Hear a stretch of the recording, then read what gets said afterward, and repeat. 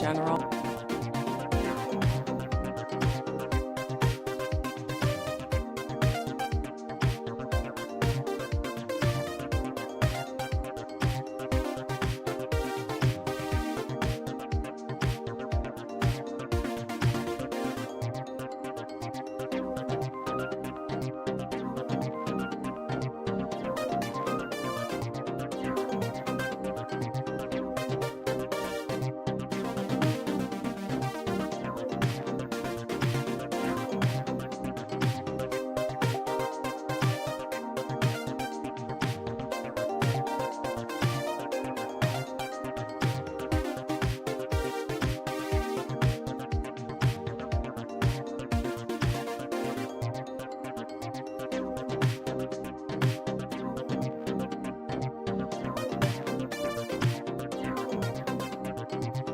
The FBI.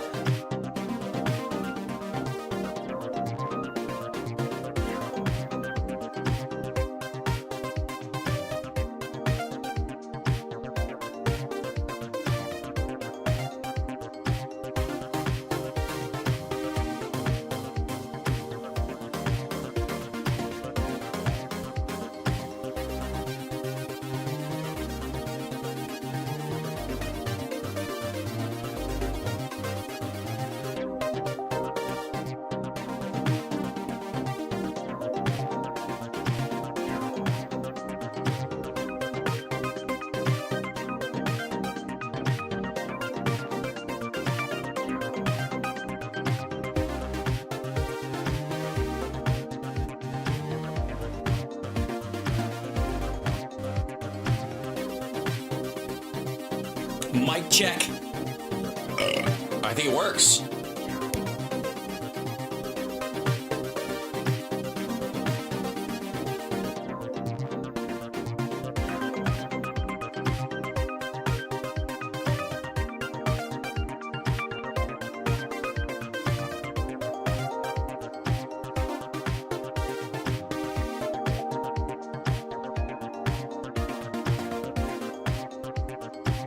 All right, we're up on Instagram. We're up on all of our sites. We're firing on all cylinders that are available to us, obviously. I'm not going to borrow someone else's cylinders. That would be untoward.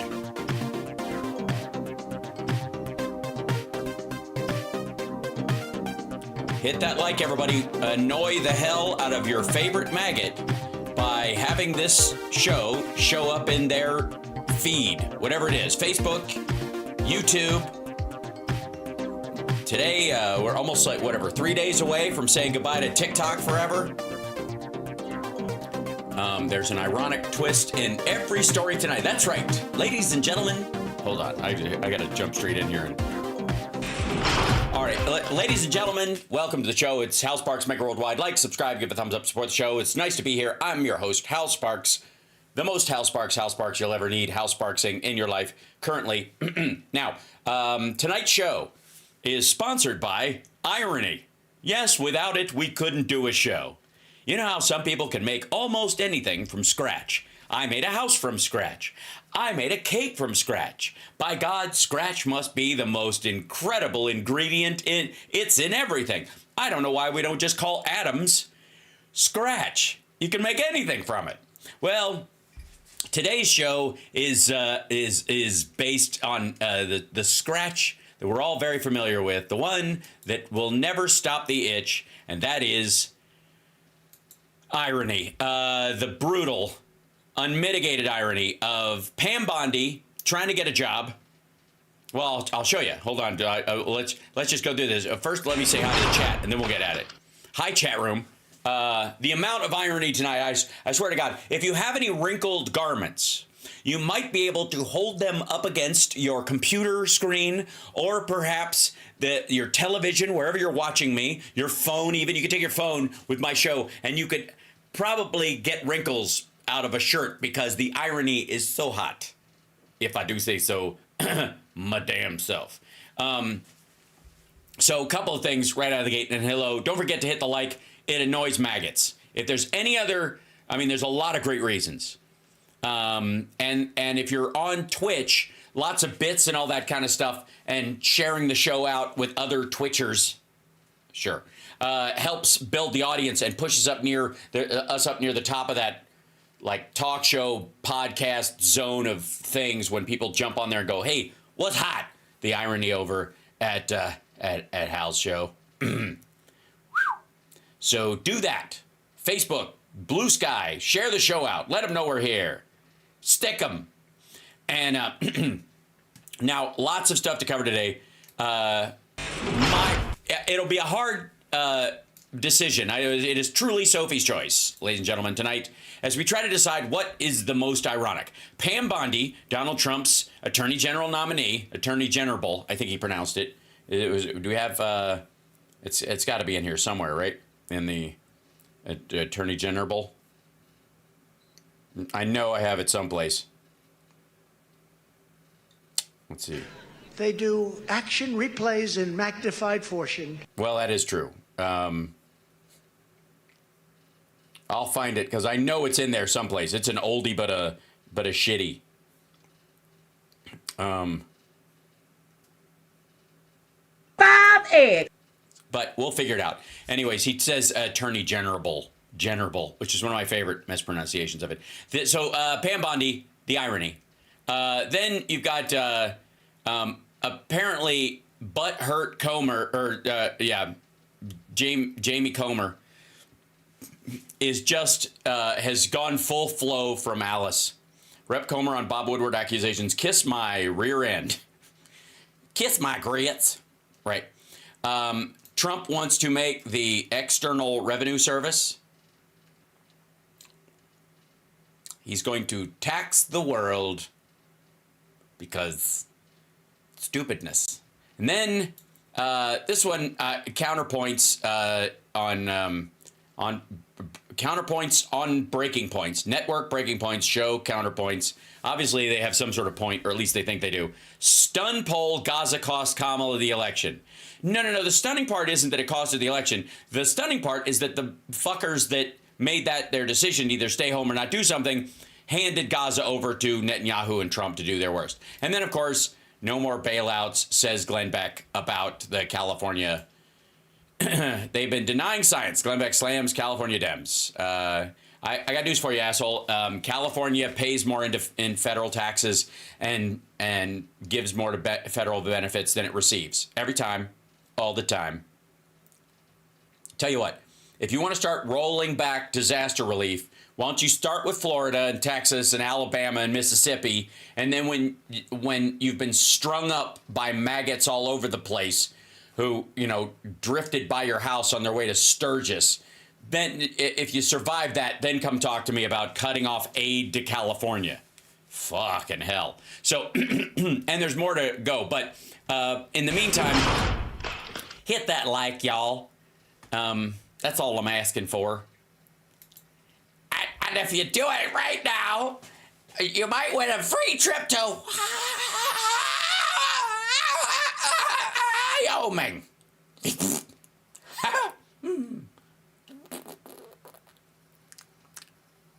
Your hands. I see you watching me.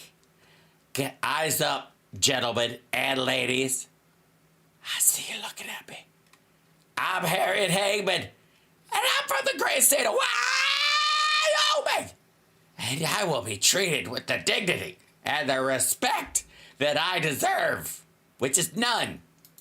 So, lots to cover. Let's check out, how do we stack these? Yeah, so, do I want to go there first? Shit, there's hold on. Because there's a couple of these. Yes, I'll tell you what. I want to do, all right. Ted Cruz, like in life, you got to wait your fucking turn. Because there was one person who got to the dumb. Thank you very much. Louder and more vehemently and quicker than Captain Whiny Voice. And it was, of course, I assume so. Anyways, I mean, this is the phrase we've seen repeatedly is never seen anything like it. Never before in the history of this country. Never before, never anything. Never. And apparently we have. But here you go. This is, if I may, this is This is Josh Hawley. Never seen anything like it before in American history. Hawley blasts Biden DOJ at Bondi hearing. I'm excited. Blast it. Yes, tell us how Merrick Garland moves too fast. I'm excited. Mr. Chairman, Ms. Bondi, welcome. Congratulations on your nomination. I'm so glad that you've been nominated, as we discussed when we had the chance to meet. Thank you. It was a pleasure to work with you as the State Attorney General for a number of years, and I'm delighted to see you here today before the committee. I look forward to your confirmation. You will be confirmed.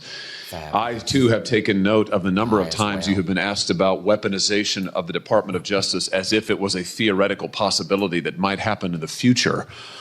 Oh, my God, because what we've seen in the past, I mean, the bulldozer that they took to Mar-a-Lago looking for something, anything on, well, they got it, just to prove that they did get it. But, he ran out the clock. One of my colleagues on the other side said, weaponization may well occur under your tenure.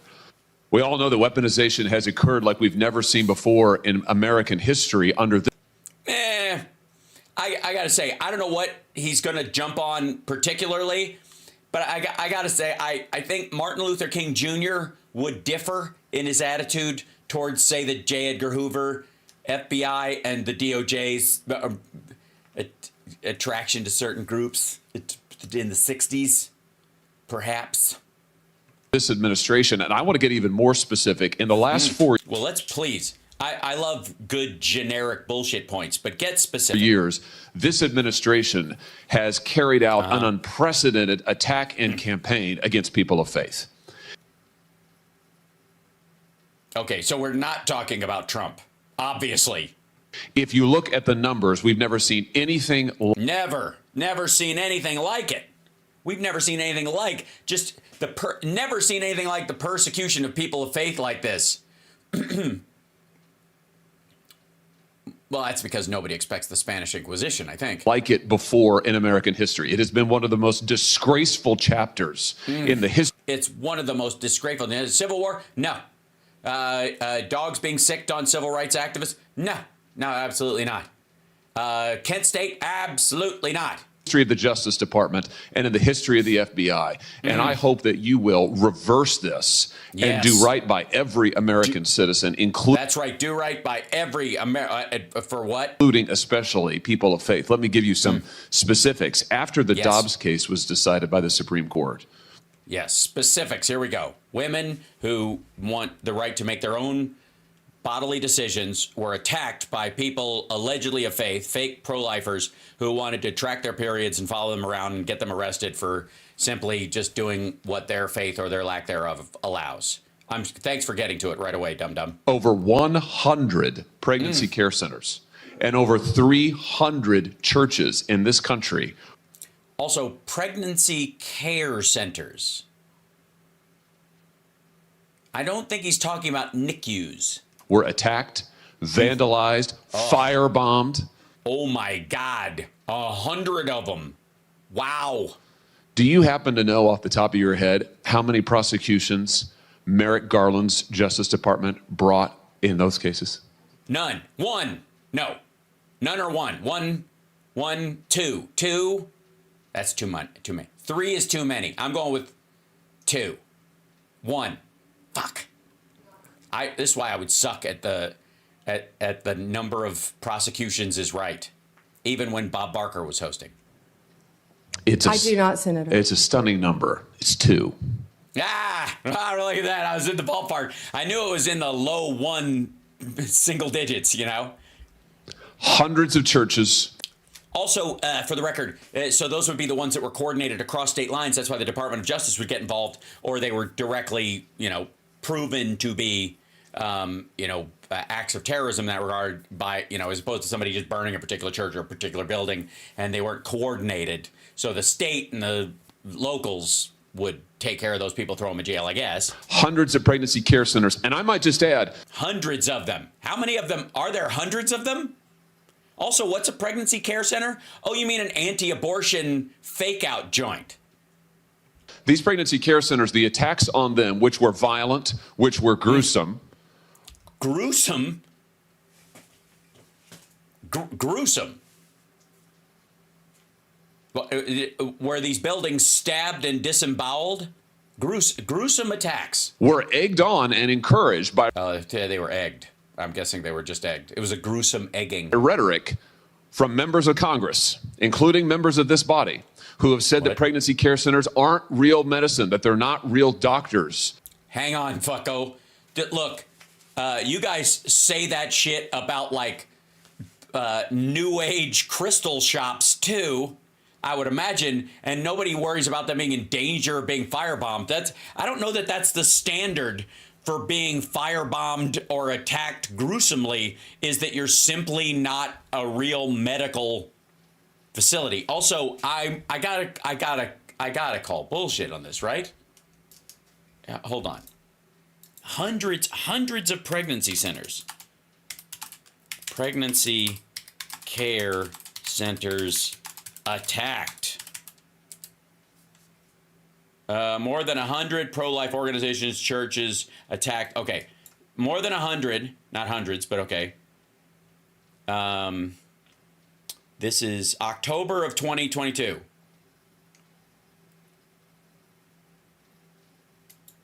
This is where he got it from. This is Fox News. More than 100 pro-life organizations, churches attacked since Dobbs leak. DOJ has yet to announce any arrests in attacks on pro-life centers. So Portland nonprofit facing $10,000 in riot damages. SCOTUS, anarchy, somebody spray painted twat, I guess. Mother and Child is the name of this thing. Family Pregnancy Support Center faced over 10,000 damages from pro-choice protesters. More than 100 crisis pregnancy pro-life and have been attacked, some more than once, since the May 2 leak of the Supreme Court Dobbs opinion. While more than a dozen attacks have been claimed by left-wing pro-abortion group Jane's Revenge, not a single member of the underground group has been arrested. According to a list, and this is in 2022, so we don't know where they are. According to a list updated this week by the Family Research Council, a Christian nonprofit, at least 38 churches across the country have been firebombed, smashed, ransacked, or vandalized with pro-abortion graffiti and threatening messages since the May 2 leak. At least 58 other pro-life clinics. What's a pro-life clinic? Aren't all clinics that, no matter what they do, pro-life, because you're either alive or you're living, and whatever, I guess, non-abortion clinic, anything that isn't an abortion clinic, if, you know, like I don't know, where you get, people go get lip plumper. I mean, you gotta live, right? Or they suffered the same fate, the Lenin Project Center. It's a lady eating a baby. An ongoing list by the conservative nonprofit law Catholic Vote, which was updated recently as Monday, revealed that some organizations have been attacked more than once. So I'll include instances of vandalism against 5 additional CPCs that were not named in FRC's report, including Expectant Mothers Care Frontline in New York, Northfield Women's Clinic in Minnesota, Arch's New Hope Pregnancy Center in Utah, Bria Pregnancy Resources in Minnesota, and Compassion and Hope Pregnancy Center in Idaho. There were at least 23 other incidents. One of these incidents resulted in 7 students in New Jersey High School being reportedly suspended. One of these incidents resulted in 7 students at a New Jersey high school being reportedly suspended after physically assaulting a student holding a pro-life sign at a pro-abortion protest during a school board meeting May 23rd. Pro-life, okay, this would be the gruesome part. Obviously, this is period blood, and these women will stop at nothing. Pro-life college students who support Arizona gubernatorial candidate Kari Lake were reportedly spat upon during a pro-choice rally at the Arizona Capitol. Look, I'm not here to yuck anybody's yum. People can make up their own minds in regard to what they like as far as kink. May 2nd, Students for Life chapter reported that their pro-life memorial was vandalized. Maybe some of them are doing it themselves. That happens. Not included in the FRC, the video is the highest profile arrest of Nicholas John Roski, a California man who was carrying a gun, ammunition, and a knife when he was apprehended by police outside the Maryland home of Supreme Court Justice Brett Kavanaugh. Roski, who was charged with attempted murder of a federal judge, said he was upset about Kavanaugh's position on Roe v. Wade and that he planned to break into the justice home, murder him, and then commit suicide. Just for the record, I'm against that. Do you think he counts as one of the 2 people that got arrested? The prosecutions? Yeah, and pro-choice is not pro-abortion, and yeah. Let's see. The FBI said these incidences are being investigated as potential acts of domestic violent extremism, the freedom of access of clinic entrances violations, or violent crime matters, depending on the facts of each case. There's a way under our First Amendment to express yourself. So I don't know what the, let's see. What is it? Jane's list? Hold on. Jane's group, Jane Seymour. Jane Seymour attacked these places. Jane's Revenge. Something about, I mean, I don't know what she's got against Tarzan, but.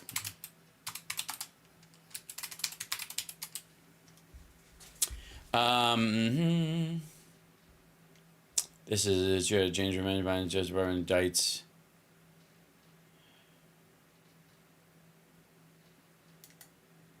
There you go. This would be, hold on.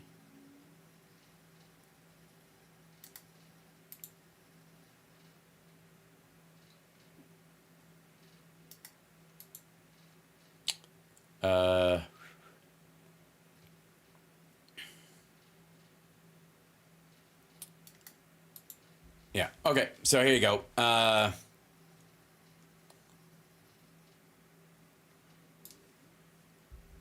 Jane's Revenge. Biden's Justice Department uses abortion access law to indict pro-choice individuals. If abortion is unsafe, then you aren't either. Jane's Revenge first communique was posted, blah, blah, blah. Fox News turned them into a recurring figure in its on-air coverage. They Facebook branded the group a Tier 1 dangerous organization, although they probably rescinded that. The National Abortion Federation, take a longer view, there have been 11 murders, 42 bombings, 196 arsons, 491 facilities assaulted to provide abortion care since 1977. As a right-wing boogeyman, Jane's Revenge has proven surprisingly potent. The new House GOP, in one of its first official acts, passed a resolution condemning the recent attacks on pro-life facilities, groups, and churches. This would be Fox in 2022. 0 arrests in at least 17 Jane's Revenge attacks on pro-life organization. FBI says the incidents are being investigated as potential acts of domestic violent terrorism. Bink. Federal guilty plea as to Jane's Revenge threats and vandalism towards pro-life pregnancy centers. This is 9/17/2024. Caleb Freestone has been sentenced to a year and a day in prison. 3 Florida residents pleaded guilty today to conspiring to injure, oppress, threaten, or intimidate employees of a pregnancy resource center. That would be 3 people. I don't know if maybe Hawley's going by just individuals. Don't count. It's like the arrests of groups of them. So if you arrested everybody involved with Jane's Revenge, that would count as one indictment to him. According to court documents, between May and July 2022, Caleb Freestone, Amber Smith-Stewart, and Anarella Rivera engaged in a series of targeted attacks on pro-life pregnancy help centers in Florida. The defendants admitted they participated in the attack in the dark of night while wearing masks and dark clothing to obscure them, including they spray-painted facilities with, if abortions aren't safe, neither are you, and they misspelled neither. Your time is up. We're coming for you. We are everywhere. These defendants vandalized pregnancy resource centers with threatening messages meant to terrify the employees of these centers, said Assistant Attorney General Kristen Clark of the Justice Department's Civil Rights Division. DOJ charges 2 more people for attacks against Florida pro-life. This would be the same. This is 2023. Gabriela Oropeza and Anarella Rivera. So this, that adds one more to this. For engaging in conspiracy to prevent employees of reproductive health services facilities from providing those, along with this Caleb Freestone guy. Okay, there we go. And then, no, I would not. FACE Act charges brought against 2 more abortion activists in Florida's Jane Revenge attack. This is them. These dipshits wandering around. So 4 people indicted and going to jail. But that's just one case, I guess. They have legitimized these attacks in the same.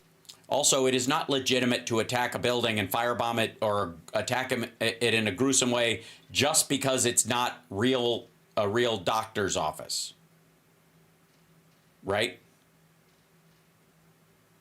Thing was true of churches, and this Justice Department couldn't lift a finger. Couldn't lift, not a finger. Nobody. Not a thing. Didn't touch anybody. Not a finger was lifted. So any church that was firebombed, if I look it up, asshole, what I'm going to find is that churches were firebombed willy-nilly and were attacked gruesomely and with vicious vandalizations. And they did not do anything. Let's see. Arrest in church fire bombing. Let's see. Not a finger. Ohio man sentenced to 18 years in prison for firebombing a church that planned to host drag show events. All right. Touche, Holly. So, sorry, a maggot. Yeah, they got a maggot on that one. He's not going to... That doesn't count. He was a member of White Lives Matter. Firebombed a church.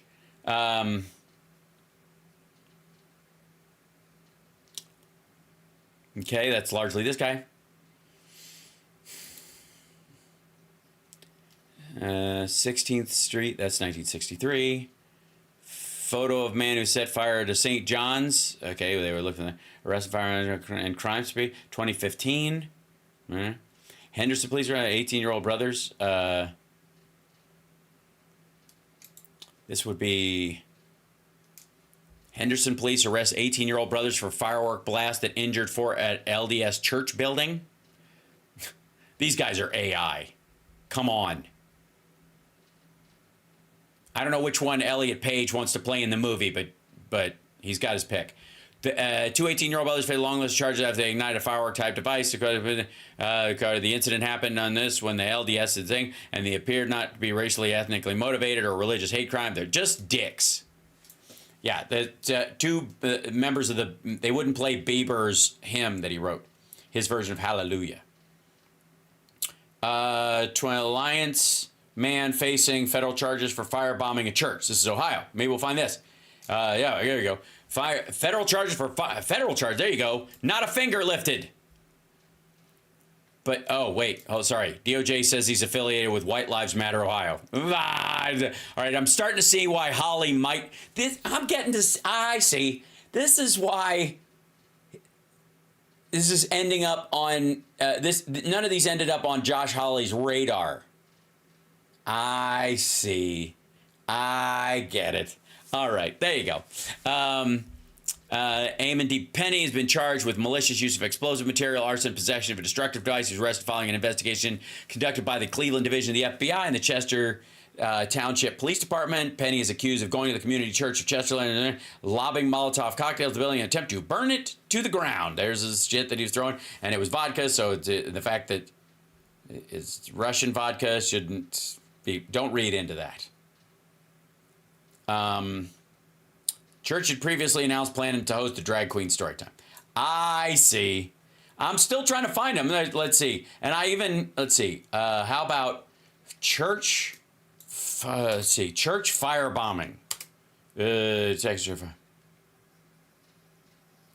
Investigating what they call this is 2023. Ohio Manson. Okay. Texas church. Firebombed weeks after visit from anti-LGBTQ YouTuber.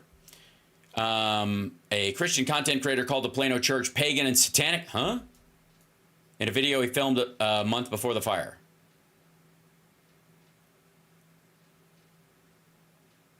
Anti-LGBTQ. Oh, so it's another one of these guys who's mad that they were open to the Christian church was open to LGBT people. Passerby spotted flames. The church calling it a firebomb attack. It also referred to visit from the right-wing content creator Bo Alford, who goes by Bo Diddle, less than a month earlier. I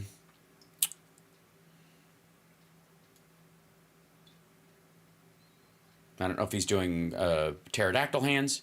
This is YouTubers Bo Alford, Cassidy Campbell, and another man outside the Universalist Church in the Unitarian world of Universal, Plano, Texas, and evaluated to film themselves visiting the Plano Church, pretending to be LGBTQ, testing the church's theology, exposing false teachers. Okay, so they were anti-gay. So, And so, let me get this straight. Help me on this, chat room.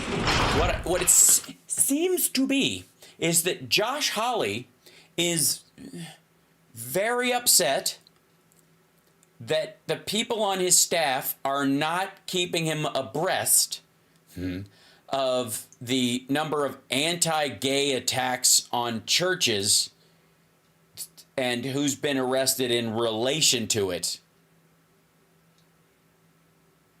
Okay, it must be something else. It must be something else, because to defend these Americans, but at the same time, they use legislation, a law known as the FACE Act, to prosecute at least 53 different pro-life demonstrators, including... They use the FACE Act to prosecute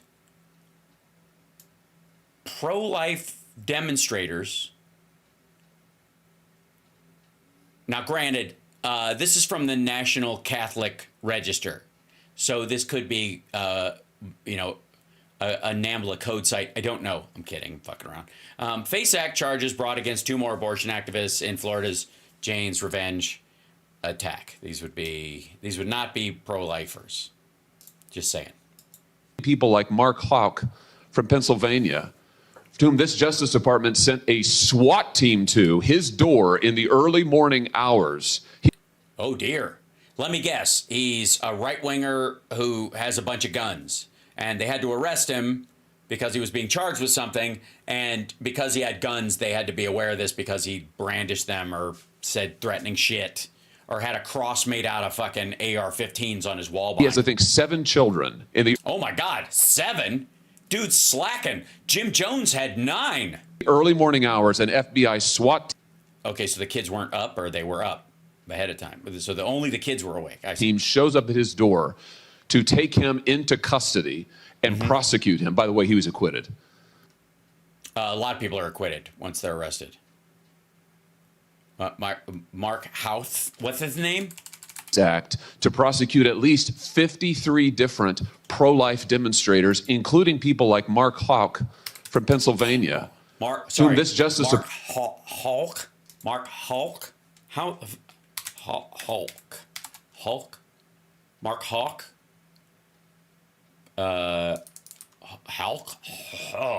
Hulk? Abortion, SWAT, something like that, I guess.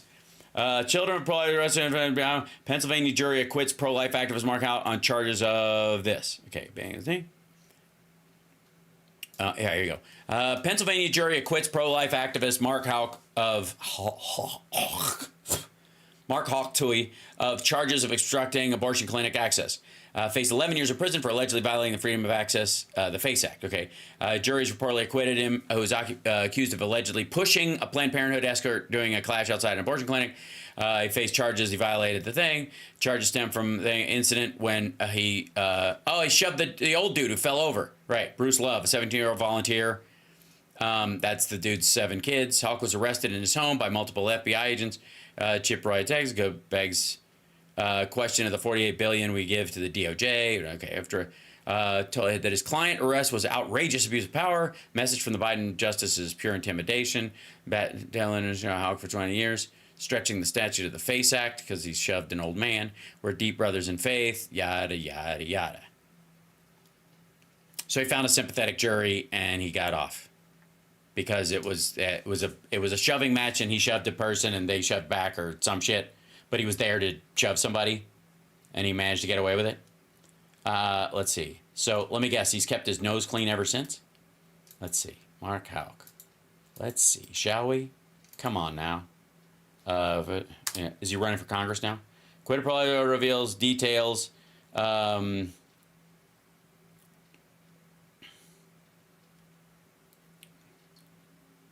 Okay, not guilty of pushing 72-year-old man.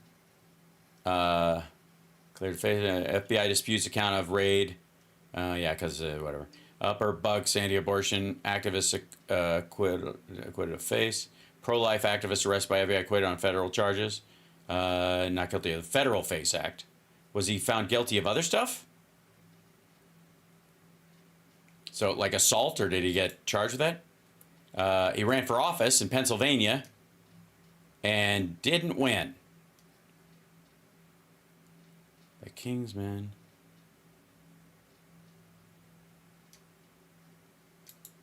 The Kingsman. Hold on. One man at a time, leader, protector, provide. This is why Hawley knows this dude. support the Hulk family as they fight current cultural evils in defense of the sanctity of life. Your financial support will help the Hawk family and TKM ministry stay the course and fight the good fight. Donate to them. Maybe stop fighting. I don't know. Deliver Samson's healing retreats on the East and West Coast to help 20 to 40 spiritually and emotionally wounded men per year. All right, so this dude is just farming gay dudes and who don't want to be gay, who are Christian, and using them to, like, basically scooping up dudes to sleep with away from his wife and surrounded completely by men. Is that another one of these situations? I mean, obviously, there's no way that Hawley went to one of these things. You've seen him kiss his wife. Jesus Christ, has any man ever been straighter?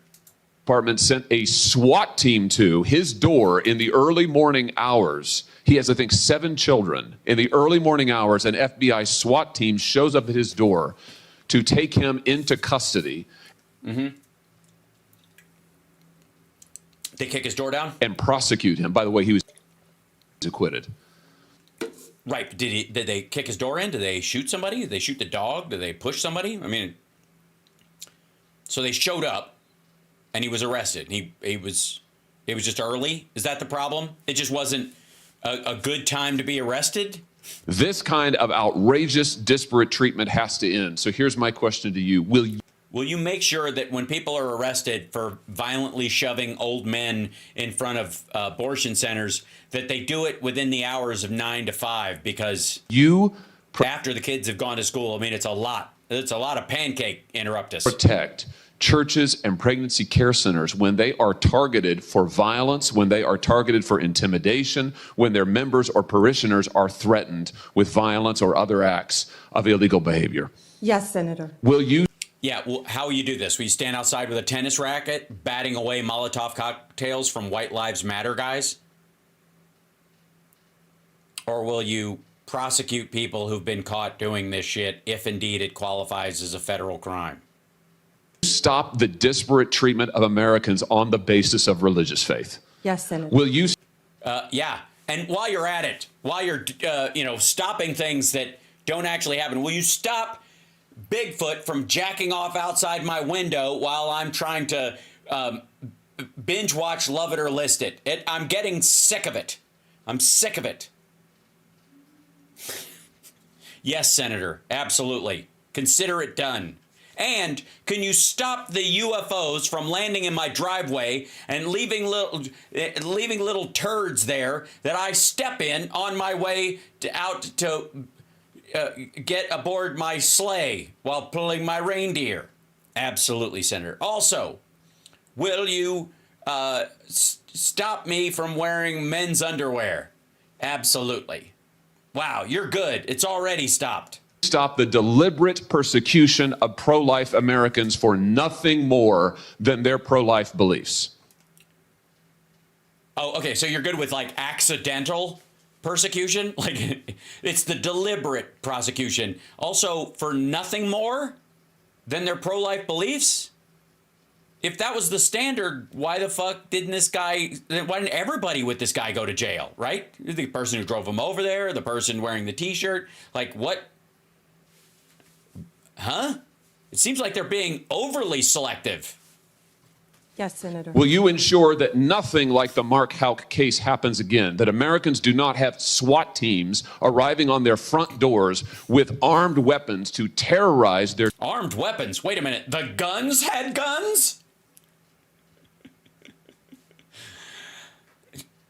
Look, I know I'm not a master of military lingo, but I do know if the guns have guns, whew, that's overkill.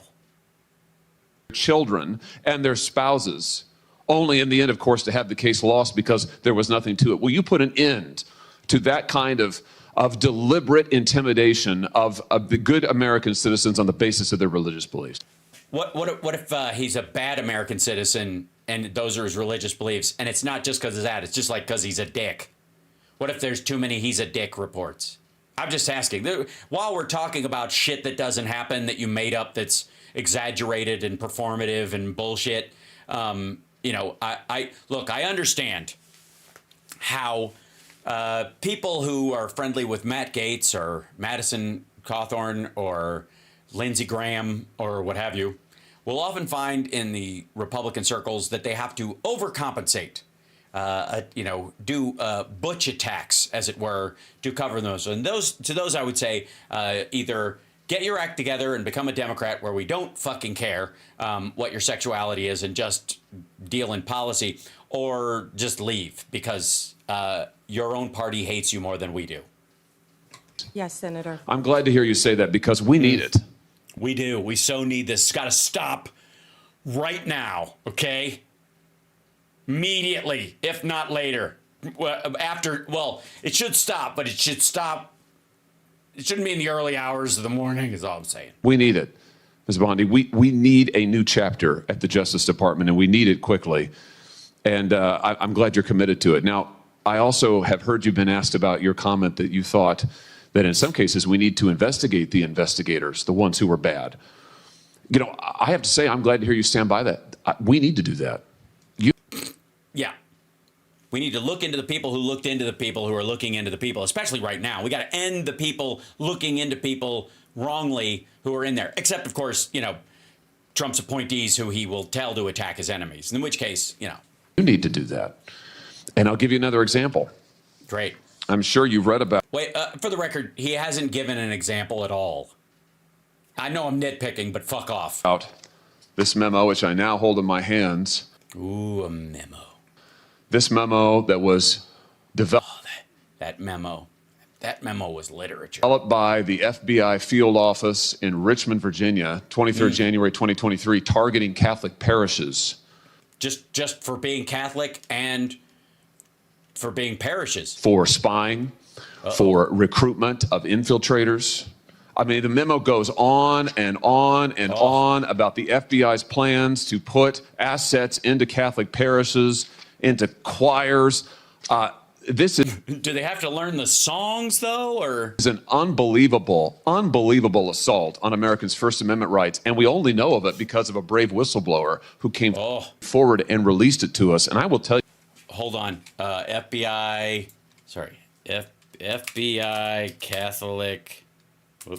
Catholic spy memo, something like that, right?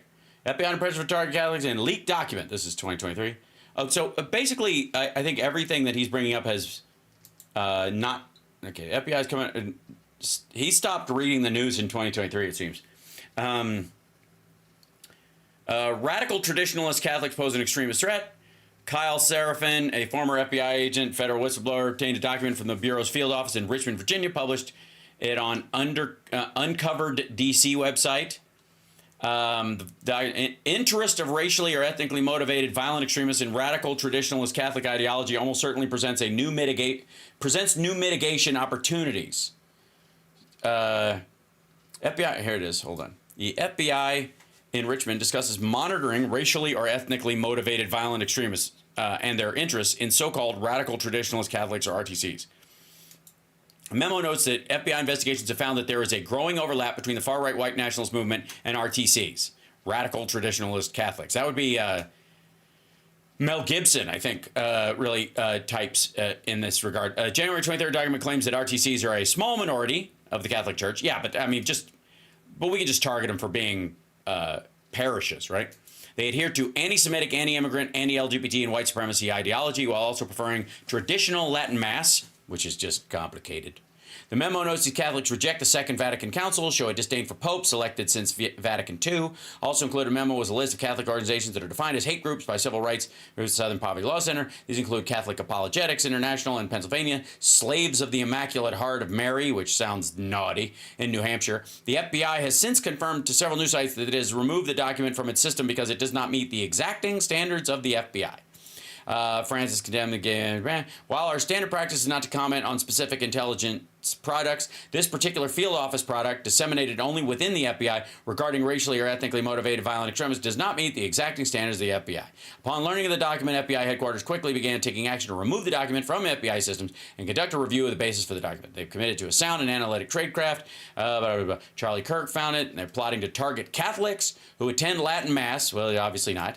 Using SPLC rhetoric as justification to treat them as enemies of the state. They just got the FBI to adopt their tactics. The KGB didn't go away. Then now the FBI is the KGB.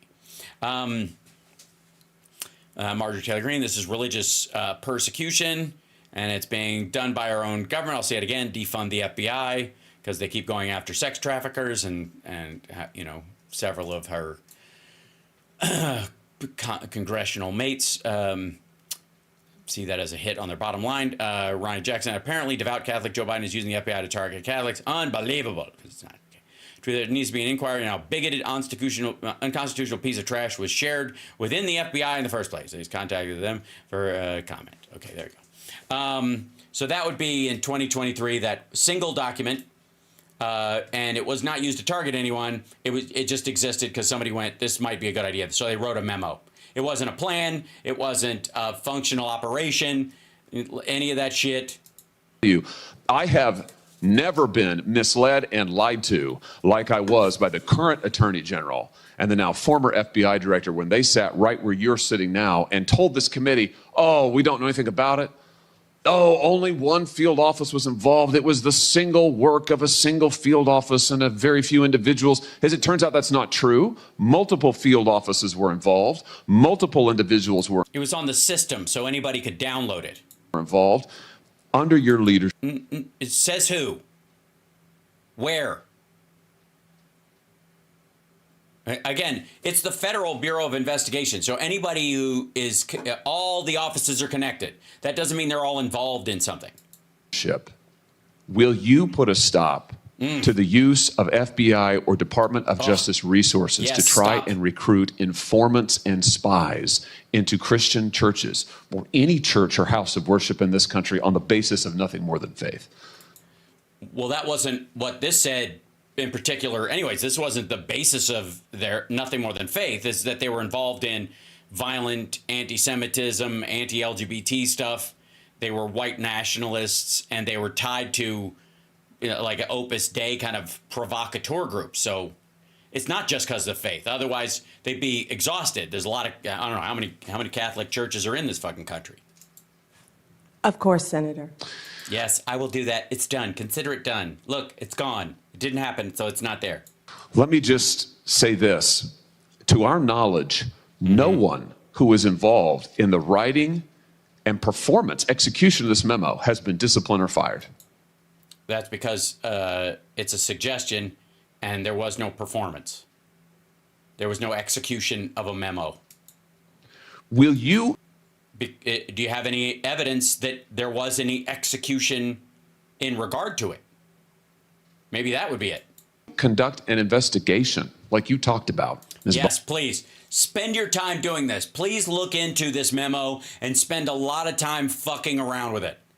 It'll be great. It'll keep you distracted and off the backs of average Americans. Go and again, what's this Loch Ness Monster horse shit? I understand that Lake Erie has their own. Why is no one looking into this? That will get to the bottom of abuses like this. And to be clear, this is an outrageous abuse. It is outrageous. Outrageous. Oh, it's outrageous. Abuse. One of the. So it's nonsense. Does this feel like performative at all? Is this feel like outrageous abuse is what he's trying to like get into an ad for when he runs for Senate next time? Again, you know what I mean? He just needs footage of himself holding up a memo and saying outrageous abuse so they can use that in an ad. Worst abuses of Department of Justice and FBI authority in our history. Will you? Really? Well, congratulations to the FBI and the Department of Justice for having so few things that you've done wrong over the years that this actually makes the fucking list. You conduct an investigation to find out who signed off on this, who approved it. No one signed off on it. It was a memo. The person who wrote it signed off on it. Who advocated for it within the Department of Justice? Who advocated for it? Who was marching around the office asking for this memo? Justice, will you open the books on these abuses? So here's what I would like to say. I don't need a list. That would be too much. Can I get a number of memos issued in, around, and within the FBI monthly? And then another one for yearly. How many memos are written, that are presented or suggested or written up as reports every year, every month. Can I just, like, I would like, just so I know what I'm working with here, because this is a memo. It's outrageous. But if it's a memo amongst, I don't know, 60 bazillion, it may not be shit. Especially if it wasn't a plan or of action or, a functional legislation element. I'm just saying, if it's not used, it's one thing, but also if it's, oh, God. But the American people can have confidence in their DOJ. Mm-hmm. Senator, and I think what you're talking about is the ultimate weaponization, what we've been discussing all day. If I'm confirmed as Attorney General, we will have the penultimate weaponization. One of the first things I will do, there'll be many, but I will personally read that memo. And if... Yeah, as soon as you just confirm me, and I will get right on it. I'm going to read it. Mr. Patel is confirmed. Discuss it with him right away. Fantastic. Oh, I'm going to talk to Kash Patel about this after I read it. And will you work with this committee and our relevant subcommittees? I'm going to chair a subcommittee called the Crime and Terrorism Committee. We're going to do our own investigation into what happened here at the... Wow. And I can't wait. Josh Hawley, ladies and gentlemen, the James Comer of the fucking Senate. The FBI and the DOJ. Will you work with us as you discover the nature of these abuses and as you put... excuse me, these outrageous abuses. A stop to them. Will you work with us to make sure the American people get all the facts and this never happens? Can I just, is it just wrong that I hope on one of these she just goes, no. I'm fucking with you. Yeah, of course I will. These are all leading questions. So of course I'm going to answer yes. These are rhetorical questions largely. But no, I'm not going to. At all. No, fuck you. I'm kidding. No, I totally will. Maybe I won't. I don't know. And Senator, yes, I look forward to working with you and the Democrats. I would think this is something that we can all agree on. Yeah, we can all agree on this memo didn't turn out to be shit. On both sides, that this should not be. Yes, both sides of the memo, the side with words and the side without. Be happening in the United States of America and work together on it. That's fantastic. Let me ask you one other question here, Mike. Oh, gosh. Do you promise to work with this committee to make sure that people do not attack the American flag with water balloons on the 4th of July while fireworks are going off as they swing back and forth in front of the mega church down the block from my house? And filling those water balloons with food dye so it makes the red, white, blue, orange, pink, and yellow and turns our American flag gay in front of our church. Will you work with me and others and promise that you will not let this happen? Will you promise to show up at my office in something slinky and then leave going like this so that everybody believes that I'm the butchest guy around? I need the cover, please. Seconds that are remaining. This memo targeting Catholic... This outrageous memo, this is an outrage. Parishes repeatedly refers to as an expert source, a group called the Southern Poverty Law Center. Now, the Southern Poverty Law Center has a long history of being Southern and poor legally. An anti-religious group that has repeatedly gone after conservative and religious organizations, called them hate groups, called them sometimes terrorist groups. Not all the time? I think it would only be a problem if it was all the time. So you're saying it was selective. So what's their criterion for saying that? They're cited in this memo. They once infamously, the SPLC called the Family Research Council a terrorist hate group, and an armed gunman came into their lobby and opened fire. Will you put a into the Southern Poverty Law Center or stop to the use of the SPLC as an official source for any Department of Justice memorandum or finding? That will be one of the first things we will look at as well, Senator, and report back to you and the committee. Thank you. Thank you for looking at that and reporting back about whether or not you'll probably maybe do that. Obviously, the SPLC still got a chip on our shoulder about them fighting the KKK and other groups, which obviously are just Christian men who like dressing up in pointy suits, in white sheets with holes in them, because that's what brings them closer to their Lord. Thank you very much. Congratulations. Or as we call it, the Bubba Burka. Thank you, Mr. Chairman. Jesus. Also, for the record, most of these kind of reads where they had this questioning, like Kennedy's the worst. Hold on, Kevin. Hi, everybody. By the way, hit that like, share the show, etc., etc. This was, yeah, let me see. If I can find the Kennedy, like, I'm not going to play the whole thing of him. I just think it's fucking hilarious. So,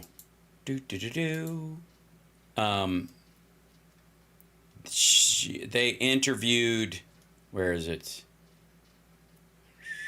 Yeah, here it is. A thing that happened.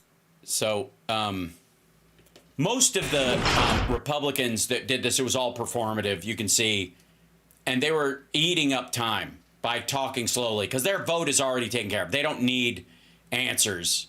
They're already on board. So this, maybe they're getting on the record as slamming somebody else. And Kennedy. Senator Cruz would be next, but he's not here, so I call on Senator Kennedy. Thank you, Mr. Chairman. Ms. Miss Muller, how you doing? Miss Bondi? Say, somebody's got a bear stuck in a hole. Bondi, welcome. Congratulations. Can we agree Oh, God. that legitimacy is important to America's criminal justice system? Absolutely. I think an adjudicated rapist skating by without charges is pathetic. I also think that, just because you can run out the clock because you're running for office is as a special case, even if you win this popularity contest amongst a bunch of people, doesn't mean you shouldn't have to face the music. Yes, Senator. Can we agree that legitimacy... This is like we're looking into the future and seeing what Josh Hawley will look like in his 80th term. His 80s, so his 15th to 12th term, 10th term, something like that. is important. No, how old is he? 8 terms, 6, something like that. Not long. To the Department of Justice, which in part administers our criminal justice system? Yes, Senator. Absolutely. Thank you for asking the tough questions. Wouldn't you say that a ceiling is crucial to keeping the roof up of a building? Yes, Senator. Absolutely. Thank you. I think you would agree that it is better when the floors of places in old folks' homes especially are not covered in Crisco, and firecrackers are not thrown into the bathroom at a given point. And if you get on with it. If Americans come to believe that our criminal justice system To come to believe? or our Department of Justice Both or either. is acting illegitimately, Don't get me started. Irony meter, ping. All right. that makes Americans less likely to accept the results of that system, does it not? Yes, Senator. And that makes Americans less likely to follow the substantive laws that we pass that are administered by the Department of Justice. Yeah, and at this point, like, every rando sexual assaulter is going, shit, not only am I not going to jail the next time I pull this shit, I might even be president one day. Isn't that true? Yes, Senator. And if that happens, we have chaos, don't we? Yep, chaos, which is the third worst thing that can happen. Chaos. Chaos. And And disorder. the social contract is breached, isn't it? Yes. Yes, you mean like the social contract about, like, if you lose an election, don't charge up the steps of the Capitol and wreck shit and take a dump in the rotunda and threaten to hang the vice president and carry a Confederate flag through the place? You mean that kind of social contract? And wouldn't you say if you reach down into yourself and you find that that the American people might lose trust in our justice and our legal system, if we start seeing young men charged with sexual assault but have a big game on Sunday being arrested before the game when we frankly need to win, wouldn't you say, yes, Senator? Do you remember a person by the name of Michael Avenatti? Yes. Several years ago, he was a media star here in Washington. An attorney, correct? Yes. He was a media star. Yeah, he was also, because he was Stormy Daniels' attorney. He went to jail for cheating her. Stormy Daniels is the one, of course, who said she had a brief but pathetic affair with Donald Trump's tiny little penis that lasted about 3.5 minutes, if you don't include an episode of Shark Week. And many members of our media loved him because he persistently bashed Donald Trump. And he was on TV every day. He was on CNN more than Wolf Blitzer. No, he wasn't, technically, but I see what you mean. Do you know where Mr. Avenatti is today? I believe he's sitting in prison, Senator. He's in jail. Wait a minute. Biden didn't pardon him because he was a media darling? Because he was a crook. Yeah, because he ripped off Stormy Daniels. And the Department of Justice helped put him there. Oh, Didn't dear. it? Oh, my gosh, Tobias. Thank you for gifting the memberships. Bless your heart. Thank you. Yes, Senator. You too, Freeman. Charlie. Thank you so much, Charlie Blue. Do you remember a gentleman by the name of Sam Bankman-Fried? You mean the person that Don Jr. has been trying to get his dad to pardon? Yes, Senator. Boy genius. Well. So smart and so powerful that he thought he could command the tides. Honestly, I don't know if even the worst kind of crypto bros think they're the moon.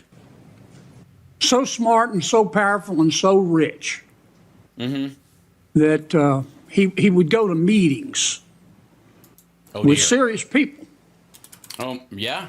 Like Bill Clinton, like Tony Blair, looking like a slob, Oh, my God. looking like a fourth runner-up to a John Belushi lookalike contest. And he thought it was cute. Where's Mr. Bankman-Fried today? I believe he is in prison, and I believe that's from the Netflix series I saw as well. Sorry, you know he was arrested because you watched the Netflix series on him? You do realize that he was arrested and put in jail during the Biden administration? Because he's a crook. Yeah. Fallen crypto mogul Sam Bankman-Fried sentenced to 25 years in prison, March 28, 2024. Under a massive fraud. The extremely smart U.S. Judge Lewis Kaplan delivered a blistering analysis of his crimes. There's absolutely no doubt Bankman-Fried's name right now is pretty much mud around the world. He was convicted in November of fraud and conspiracy. Where's the lack of respect for the and I think, if I'm not mistaken, Avenatti was found guilty of stuff before, like in 2019, 2020 was it? But 2020 mainly, but then found guilty of more charges in after Biden. Hold on, Avenatti sentenced.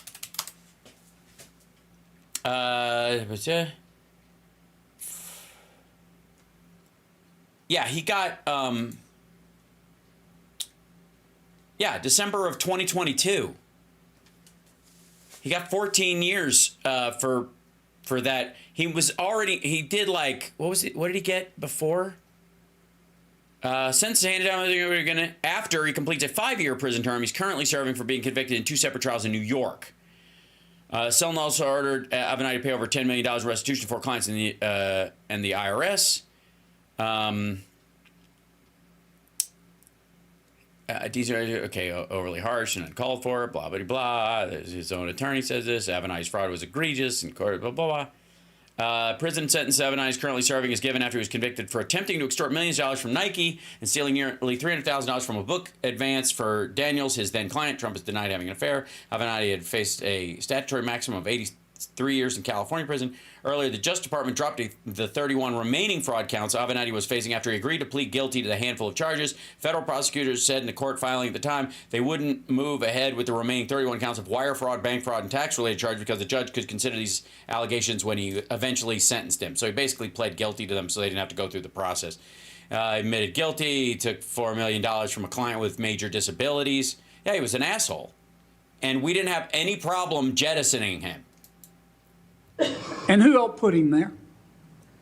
The Department of Justice, Senator. Under Joe Biden? Joe Biden's Department of Justice? Can we agree that there's some really, really good men and women at the Department of Justice? Many, many great men and women in the Justice Department, as well, Senator, as all the law enforcement agencies that fall within the Department of Justice. They're out there risking their lives, especially the law enforcement officers, every single day. Can we agree, though, that there have been and may be today some bad people at the Department of Justice? Yes, Senator. Yeah. Can we also agree that there are some bad people, and by bad I mean belligerent assholes devoid of talent in, I don't know, the Senate? We don't know for sure because for the last 4 years, they've been busy convicting Sam Bankman-Fried and adding 14 years to the prison sentence of Michael Avenatti. The curtains there have been tightly drawn. But I think a minority of people there, probably minorities, if you ask me, have and I do mean minority, legitimized America's criminal justice system. The most, and again, yeah, we don't need to listen to all this shit. You get my point. A lot of this is just performative horseshit. And Pam Bondi's the least of our worries. Like, she's going to try, and there are some people who are going to try and make a legacy for themselves out of this. And those people I don't worry about. It's the people who fealty to Donald Trump is more important, right? Those are the people that concern me. Kash Patel, I think, doesn't think he has a future in any circumstance without Donald Trump. Pam Bondi does. So those people I don't worry so much about. Will they do shit? Sure. Will it be outside the bounds of what we think is, fair play and honesty and perhaps giving too much? Agreed. I think so. But there's a line they won't cross because it's important. Hegseth is another example of somebody who's just a Trump suck-up. He concerns me. But again, if he fucks around, what happens? The military is in danger. Not just our allies, because he doesn't make policy about that. And the Congress and the Senate still set these kind of things. But if he starts undercutting our military readiness, the biggest worry with, besides just the anti-gay bullshit that he might be throwing around, which, believe me, LGBTQ people in the military can handle it. They're tougher than your average person in general. That's why they're in the military, right? So I'm not, what he's going to do, we're going to have to keep track of it and be aware of it and all that kind of stuff. But he's just going to be doing what he's told, and Trump will be using him to, will jettison him, at some point. Hegseth just will probably drink himself out of a job. Now, real quick, let me jump over to something else. We'll ping pong across our issues today. You're watching Hal Sparks Megaworldwide. Let me show you something new. This is the counterpoints, folks. And just the beginning of this is ceasefire, Hegseth, LA, Red Nobel, whatever. And they apparently believe that Trump could win 3 Nobel Prizes for stopping the war in Gaza and all kinds of, like, it's just insane. But listen to this. From 2020 to 2024, Democrats saw a staggering drop-off in support at the presidential level, with some 19 million people who voted for Joe Biden staying home or not mailing in their ballots in 2024. Right. And the only reason for that is either they were just too lazy and couldn't be bothered, or they blamed him for the economy, or if Gaza was an important issue to them, they actually want the Palestinians dead.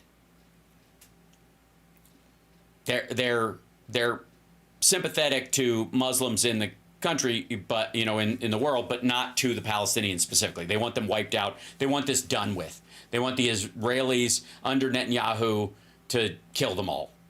That's the only logical reason you would vote for Trump and not this, even if you didn't go as far as you might wish to. A new survey conducted by YouGov suggests Biden's support for Israel's unrelenting assault on Gaza played a it did relent, I'm just saying. surprisingly large role in the decision-making of those previous Biden supporters who didn't vote. The top reason those non-voters cited, above the economy at 24% and immigration at 11%, was Gaza, which a full 29%.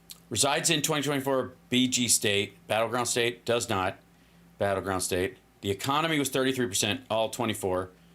Ending Israel's got, I thought they said it was higher than immigration, certainly. Medicare, Social Security. 37 does not reside in 20%. These would be the drop off in the popular vote in these areas. Cited as the top reason they. Oh, I see. So altogether, it's 29 versus 24 when you combine these two. Gotcha. Okay. Wasn't the primary one for battleground states and stuff, but didn't cast a vote in 2024. Looking narrowly at states that swung from Biden in 2020 to Trump in 2024, the number is smaller. But in those states, 20% still cited Gaza as the reason they didn't vote again. The poll was paid for by the Institute for... Right, because they want Gaza wiped out. They're like, yeah, I don't even have to vote. If I just don't vote, I don't have to vote for Trump, but I can just not vote and Trump will win, and therefore I'll just let Trump do whatever the fuck he wants. Yeah. They want the Palestinians dead. Middle East understanding, which has been an outspoken critic of Israel's assault on Gaza. Now, before firmly demonstrating that Gaza cost Democrats the election... No, that the death of Palestinians as a talking point and the furtherance of that possibility was the reason these people didn't vote for Dems or voted for Trump specifically. Again, this wasn't because they were upset with the Biden or Harris standard on Israel not being enough, because if that was your standard, it's even, no matter what it is, it's preferable to what Trump would allow to have done, period. A handful of caveats are important. So even if October 7th and the resulting genocide had never happened, it's fair to assume some number of those non-voters still would not have voted and would have cited a different top reason for not voting. Citing a top reason for not voting is different than it being the only reason that you didn't vote. And because the turnout drop-off was smaller in swing states, Gaza may not have been decisive on its own. Whenever surveys confirm views we already hold, or... All right, then it's not even a talking point. This is just your way of driving the conversation or getting people in your fucking chat room and your comments or your video online to feed this line of bullshit. Ugh. Gross. Goodbye. Now, speaking of gross goodbye, who's going to be upset more than James Comer that he won't have Biden to kick around anymore? Now what? Comer on Bob Woodward accusations. Kiss my rear end.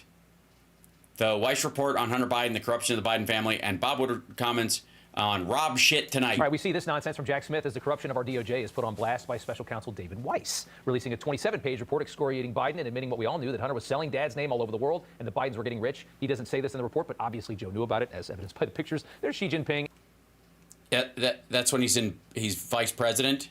No. and Joe and Hunter, for example, making loads of... Right. By the way, how has Xi Jinping been faring under the Biden administration? Real quick.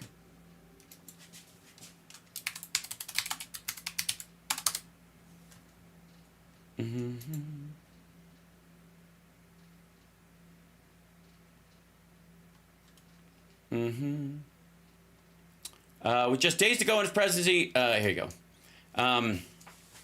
Joe Biden is releasing a flurry of new measures that challenge China's chip making and shipbuilding and limit Russian oil, while a ceasefire in Gaza is said to be within reach after months of failed talks. The Biden administration is clearing the decks before he's inaugurated, wrapping up probes and issuing new policy. In many cases, analysts say these moves will benefit the incoming Trump administration, giving it new negotiating tools against China, Russia, and others, because it's for the betterment of the United States, not for Trump himself. In less than a week, the White House has sanctioned Russian oil producers and ships, restricted semiconductor chip exports, found Chinese shipbuilding practices unfair, ceded federal land for AI centers, and cemented plans to effectively bar Chinese vehicles. With his last-minute announcements, Biden is trying to shape how history will remember him, said Robert Rowland.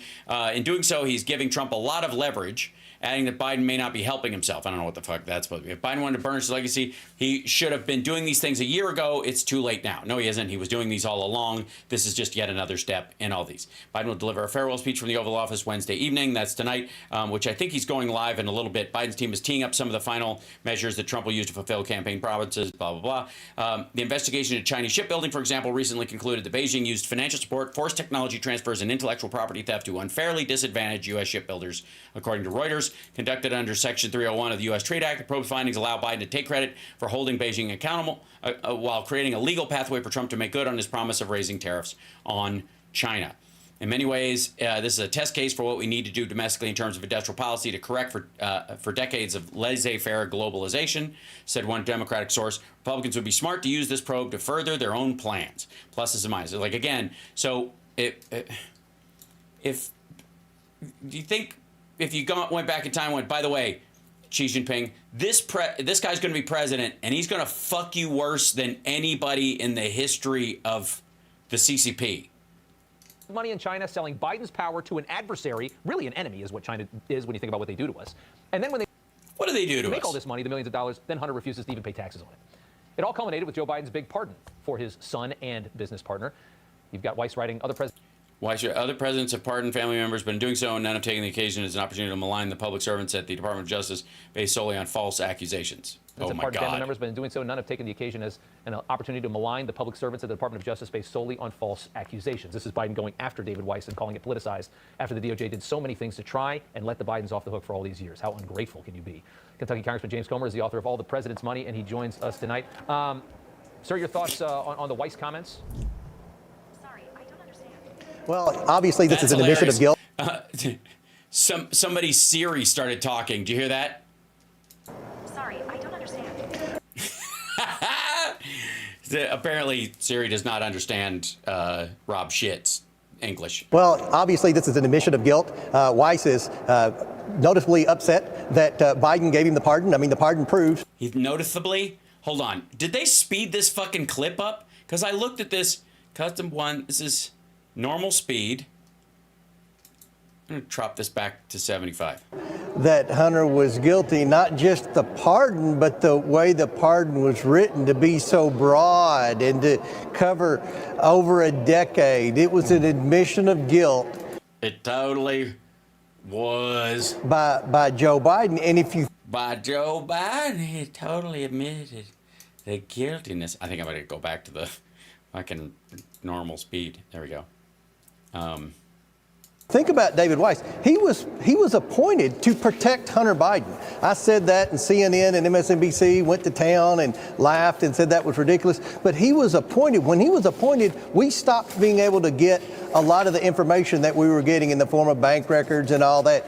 The government blocked us from turning anything over to the National Archives. So Jack Smith was a tool. Sorry, they stopped you from turning things over to the National Archives to obstruct the investigation. And then he did... Sorry, who was? So Jack Smith was a tool. Jack Smith? And all that. The government blocked us from turning anything over to the National Archives. So Jack Smith was a tool to obstruct the investigation. And then he did Joe Biden the biggest favor he could do. You mean Weiss? Only barely indicted him on just a tip of the iceberg of what he could have indicted him on. And then when it's all said and done, Joe Biden kicks him in the rear, and just like he did all the scoundrels that were laundering money with the Bidens and all the schemes. So if you're not a Biden, you're expendable, and David Weiss was expendable today. Yeah, that's exactly right. You've got the it's so right. What? #1 political book in the country right now. Congratulations on that. So nobody's buying political books, is what you're saying? New York Times reporter Kenneth Vogel is reporting that Bob Woodward is accusing you, though, of making fake statements in your book. He says Woodward denies saying that Joe Biden allowed his family to sell access to him. Your response to Bob Woodward? Well, Bob Woodward invited me to his house. We had a 3+ hour dinner. He recorded it. He said he recorded it. And what the topic for 3 hours was about the Biden corruption. What I said in the book is 100% accurate. Woodward said, well, it's a well-known fact, and it's been well documented through many stories by many publications that the Bidens were always in trouble, always in financial trouble, always selling access to Joe. But as far as I knew, that wasn't illegal. That's what Bob Woodward said. He was influence peddling, but influence peddling wasn't illegal. And he was asking me, what are you going to be able to prove that hasn't already been written about? Yeah, influence peddling technically would be. I mean, that would be accepting bribes, I guess.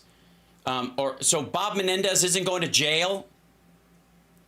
Again, I'm going to go with the Jamie Comer has shit in his ears theory. Because if Bob Woodward recorded it and he's on the record as saying this was a fabrication, it was bullshit, and Jamie Comer didn't record the thing, I'm going to guess that just Jamie Comer, as we've seen before, has shitty reading comprehension and even worse auditory comprehension from what he hears from people talking. I'm just saying because he's, what's the phrase I'm looking for? Fucking stupid. In the New York Times and the Washington Post about the Bidens in the past. So, it wasn't an admission that they were guilty. When what I said in the book was I took that statement that he knew they were corrupt, but he didn't care, and so he's upset by that. I don't really care. Listen, Bob Woodward can kiss my rear end. I spent a lot of time with him on his book. I've read a lot of his books, but at the end of the day, everybody. At the end of the day, that's just where my kink lies. America knows the Bidens were corrupt, and my book documents it. Well, and what? No, it doesn't. What a fall for Bob Woodward to actually try and deny that Joe Biden knew about this. I mean, at this point, you'd have to be. Also, he doesn't deny that Biden knows about it because he can't know whether that's true or not. It's impossible to know. He could say he denies it or he says he knows about it, but he can't know what Joe actually knows. What he denied was what this fucker said he said. He's denying what he spoke, Rob shit. Deaf, dumb, and blind to not see that this was clearly a scheme, that Joe knew about it, that Hunter was the business partner. I mean, it's so obvious. It's so obvious, even though both of the countries that supposedly this was supposed to benefit got fucked in the end, especially the Russian handlers of Kyiv up until the point that they split ways. I'll leave it there, but Congressman, thank you so much for coming on. Yeah. Oh my God, lazy, and dumb. Chat room, hit that like if you would. Now, oh God, there's so much. It's nearly impossible. We've looked at some of Pam Bondi's stuff. We've seen Hegseth's thing. I don't know that I have a clip of Marco Rubio today. Amongst the field of things, because honest to God, it was not worth clipping for the most part.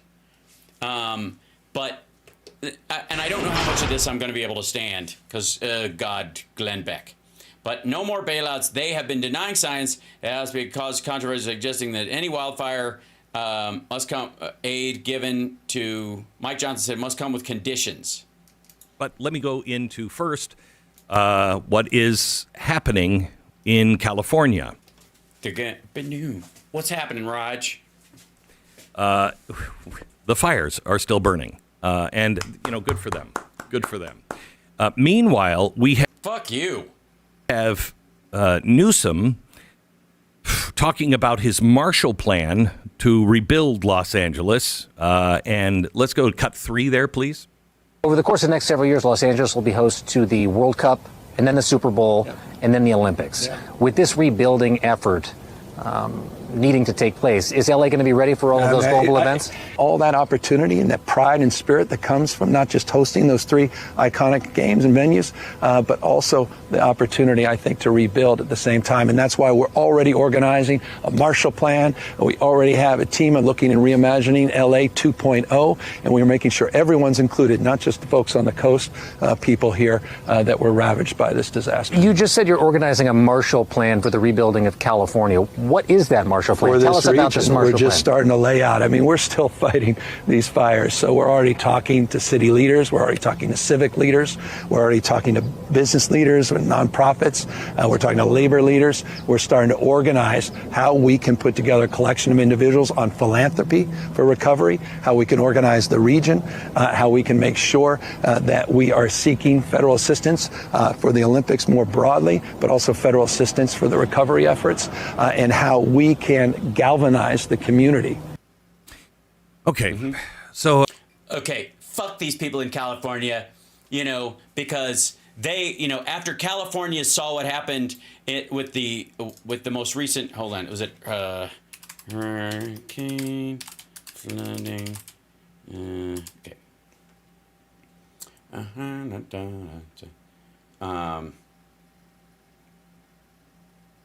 Let's see. This guy right here, and then this guy right here, this guy right here. So let's just so we're covering what all this, if I may. It is now January. State has finally lifted the water contact advisory in place since Hurricane Helene flooded East Tennessee. So you're not even supposed to go near the water affected by the Hurricane Helene flooding until now. The advisory, which the department said was not based on specific water quality data, has been in place since October 2nd. It applied to the Doe, French Broad, Nolichucky, Pigeon, and Watauga River watersheds and other affected waterways. Want to reassure Tennessee and the water quality in the region. If you'll recall, a heron walks on the debris. And then, of course, what else? This last hurricane season cost Tampa Bay billions. Here's the breakdown. Closed, go home. I think Florida, right? This is the idea that Californians everywhere, when this happened, were like, fuck Florida. They have hurricanes all the time. Why is it my problem? Oh, I'm sorry. They didn't say that. Glenn Beck and Rand Paul did. Woody's waterfront should have damage from Hurricanes Helene and Milton on October 15th in St. Pete Beach. In a combined look at Tampa's most populous counties, Hillsborough and Pinellas, damage cost to businesses and residents amount to nearly $5 billion. That's more than the entire federal estimated cost of Hurricane Idalia, which carved a path across several states in 2023. A state estimate said Helene and Milton will likely cost Florida more than $23.3 billion. Florida's Office of Economic Demographic Research. And this happens a lot. Look at that. Yeah, obviously, Californians saw this and went, fuck the people in Tampa. I'm glad he's talking about the future. This brings us to... you being an asshole? Let me guess. Mike Johnson, something that I haven't talked about, had a chance. Oh, did he sign you up for his porn app? To talk about yet. He wants to put some restrictions. His aid proposal for California is that he's trying to put conditions on the aid sent to California. And people are saying, that's insane. You don't do that. Where is your compassion? I want to talk to you about how compassion is sometimes difficult. Fuck you. Compassion, true compassion, is sometimes the hardest thing to muster. Because you want... Right. True compassion is the tough love. Let the people whose houses were burned in this once-in-a-100-year fire, fuck them. Now, again, this might happen all the time and with greater effect in Florida, but that's a Republican state. That's a red state. That's different. To give until you can't give anymore. Yeah, California feels that way about red states, fuckwad. How about we don't want aid, we just want a refund? You want to help. You want to be there. But you have an alcoholic in California. No, you don't. You have an alcoholic in the that Trump wants to be the head of. It wants to be SecDef. California is the political system is an alcoholic, and it is destroying the entire state. Again, sorry, because fires in Los Angeles County. And you don't say when an alcoholic is suddenly, in the hospital or, really, really down and, out on the streets, you know what? I'm going to give you all the money you need to get back into your house. Because the alcoholic will spend that and just end up in the same place, if not worse. In the same house? Sorry. So your remedy for alcoholism is homelessness. Hey, fuckhead, I think the analogy would be you don't buy him a drink and say, here's something to take the edge off. What the fuck? Sometimes you have to have tough love. You know this with your family. Right. California needs to start having tough love with Alabama, Mississippi, northern Florida, and the Panhandle, the Carolinas, Tennessee. Any kind of aid that goes to California, I think it is only responsible to aid the people as quickly as possible. As opposed to what? No gender clinics? Is that what you think? They think the money's going to go to like teaching people to be respectful of people's pronouns? This is where you think the money's going to go? Aid the homeowners as quickly as possible. Right. Help them make sure that they have a place to go. Uh-huh. Make sure that they, like the government wasn't doing in North Carolina, making sure that they have hotel rooms for as long as they need them within reason. Now, within reason, many of these people are wildly wealthy. Fuck you. Okay, first of all, what are you talking about in North Carolina or in the Carolinas that they weren't doing? Did the state cut it off? Did Mike Johnson cut it off? It wasn't the Biden administration not signing off on this good, right? They didn't limit this. Some are very poor. Some. There needs to be some understanding that the wildly wealthy, we're not going to put you up at the Beverly Hills Hotel. That's just the way it is. Sorry. Oh my, fuck off. But we're going to help the people. But when it comes to the state, if they cannot admit that this is not climate change, that this happened because of their policies, if they cannot admit that. Okay, well, first of all, fuck off with the forest management shit. This is Palisades. This isn't the fucking Antelope Valley where you've got a bunch of federal fucking lands. This is not the state government not taking care of state forests. Most of the areas that are on fire are private right up to the next piece of private property. The areas around the reservoirs themselves are the only city and in some cases state areas. The rest of it is owned by private people. It didn't break out over the federal land into the public area that's owned by individuals. The fuck are you talking about? They shouldn't get a dime. I'm a taxpayer. Also, what the fuck does that mean? And by the way, yeah, maybe you're a taxpayer. You don't pay more taxes towards the upkeep of California than Californians do. You pay probably less than you should, but you certainly don't pay for Californians. I want to help California, just like I want to help all the other states when they have a problem that...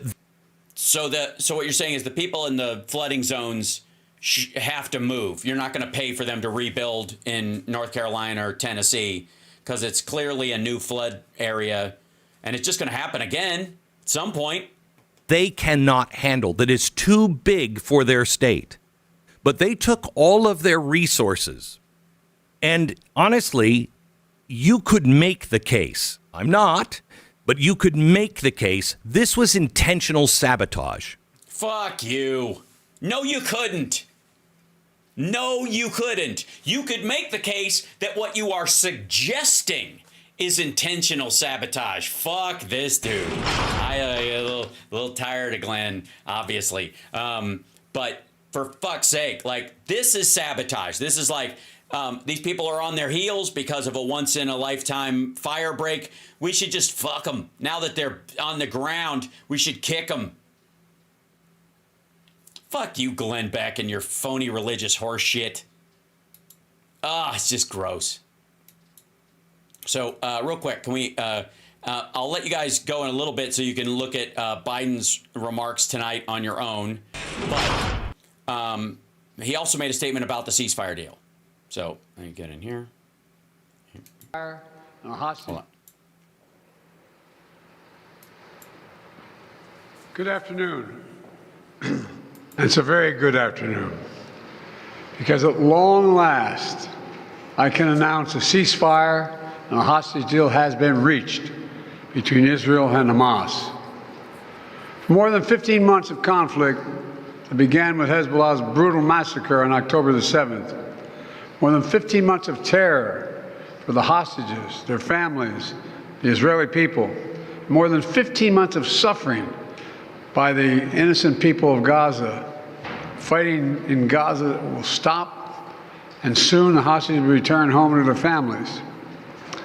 The elements of this deal were what I laid out in detail this past May, which was embraced by countries around the world and endorsed overwhelmingly by the UN Security Council. The deal is structured in 3 phases. Phase 1 will last 6 weeks.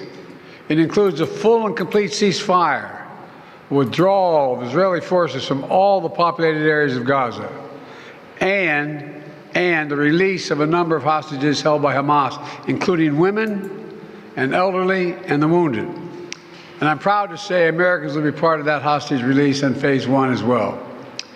And the Vice President and I cannot wait to welcome them home. In exchange, Israel released hundreds of Palestinian prisoners. And during Phase 1, the Palestinians can also return to their neighborhoods in all the areas of Gaza. And the surge of humanitarian assistance into Gaza will begin. And the innocent people can have a greater access to these vital supplies. You know, during the next 6 weeks, Israel will negotiate the necessary arrangements to get Phase 2, which is a permanent end of the war. Let me say it again, a permanent end of the war. There are a number of details to negotiate to move from Phase 1 to Phase 2, but the plan says if negotiations take longer than 6 weeks, the ceasefire will continue as long as the negotiations continue. I've spoken to the Emir of Kuwait and the President of Egypt, and we have pledged to make sure the negotiations will keep moving forward for as long as it takes.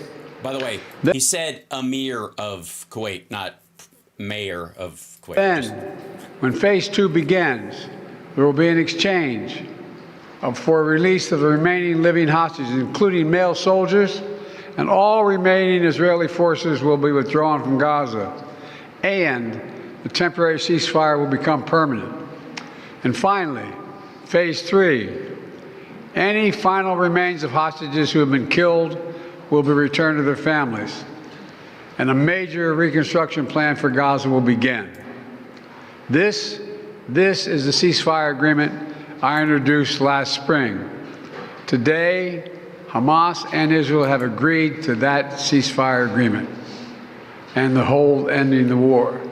You know, those of you who have followed the negotiations can attest, the road to this deal has not been easy. I've worked in foreign policy for decades. This is one of the toughest negotiations I've ever experienced. And we reached this point because of the pressure that Israel built on Hamas, backed by the United States. Hamas's longtime leader, Sinwar, was killed. Hamas's strongest supporter, Iran, launched attacks on Israel. And those attacks failed after my administration organized a coalition of nations to stop them.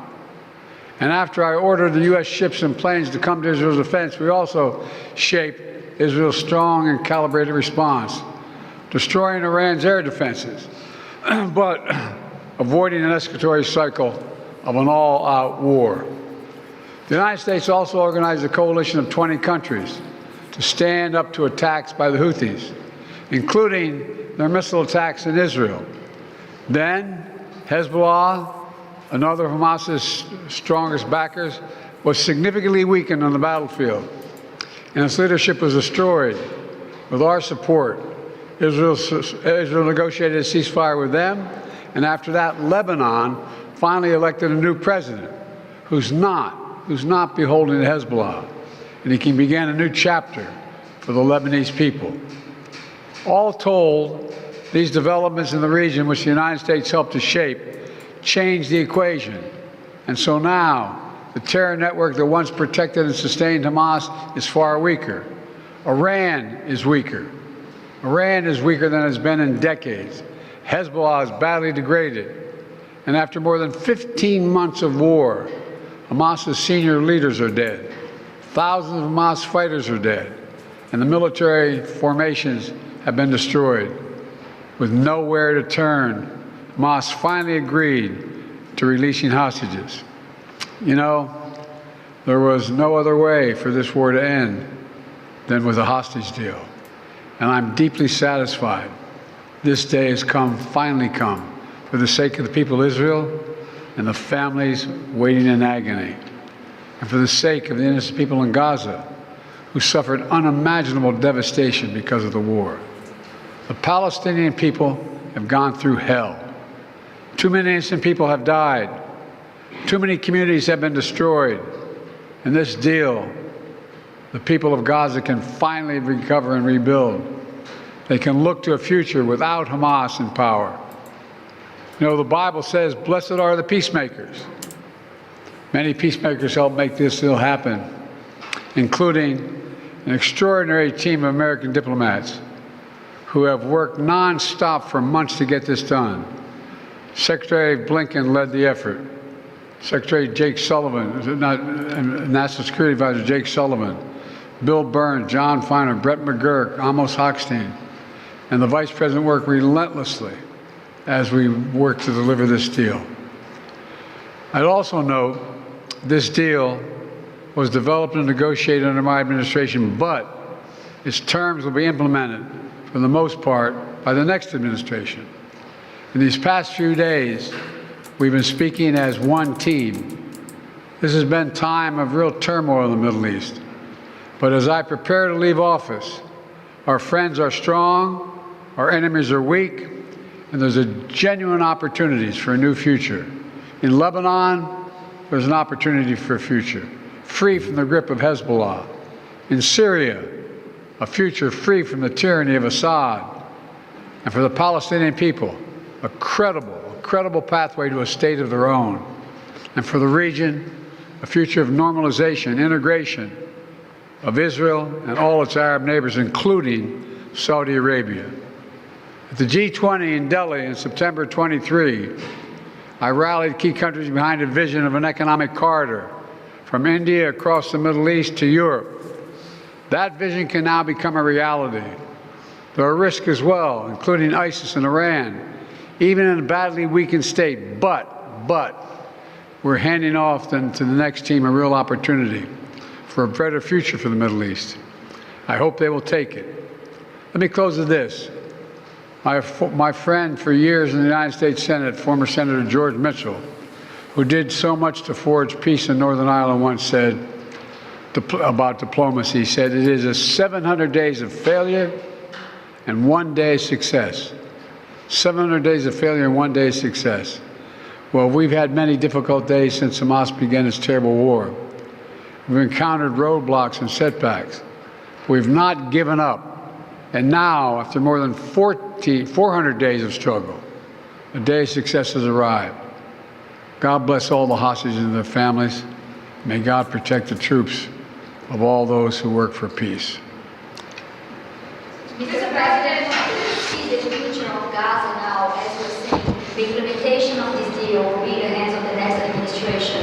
And basically, they will shape the future of Gaza. So how do you see this future? And also, how much credit do you give to the Trump team for this deal? Trump's already taking credit for it. Well, you know, this is the exact framework of the deal I proposed back in May. Exact. And we got the world to endorse it. Secondly, it's America's support for Israel that helped them badly weaken Hamas and its backers and create the conditions for this deal. And thirdly, I knew this deal would have to be implemented by the next team, so I told my team to coordinate closely with the incoming team to make sure we're all speaking with the same voice, because that's what American presidents do. Thank you. In the how many Americans will be released? All the exact detail of how many people are being held, how many bodies will be returned and less, will all be forthcoming. All of it, all of it. Thank you. That this deal will hold. I'm confident. Thank you. Who's credit for this, Mr. President? You or Trump? Is that a joke? Oh, thank you. Wait, hold on. What? I didn't quite Joke? catch all of what you said. President, you or Trump? I'm confident. Thank you. Who's credit for this, Mr. President? You or Trump? Who's the what? Thank you. Who's credit for this, Mr. President? You or Trump? Is that a joke? Mr. President, you or Trump? I'm confident. Thank you. Who's credit for this, Mr. President? You or Trump? I'm Sorry. confident. Who deserves the most credit, Mr. President? You or Trump? And he's like, "That is that a joke?" Right. Yeah. So real quick, before I've got about 10 minutes left, so I don't have time for like a whole thing. I would like to share something with you guys in relation to, like, some people tended to like jump down Henry Winkler's throat because he brought up arson in L.A. and its relation to the fires. And hold on, and I don't know why, but people felt the need to like shit on him for bringing this up. And there have been a few of these things where, because you're like, oh, it just jumped and it's climate change and that other stuff. And like, one can be true. It can all be exacerbated by climate change. But the fire itself can be started by wind and carried by wind, but it can also be started by people. All right. And I would like to back up our dear friend with a couple of things. LA has already made several arrests around arson in dealing with the fires. Two people just recently. One dude they arrested who was homeless and living in Air Park, said he liked the smell of burning leaves. And another one, a woman, hours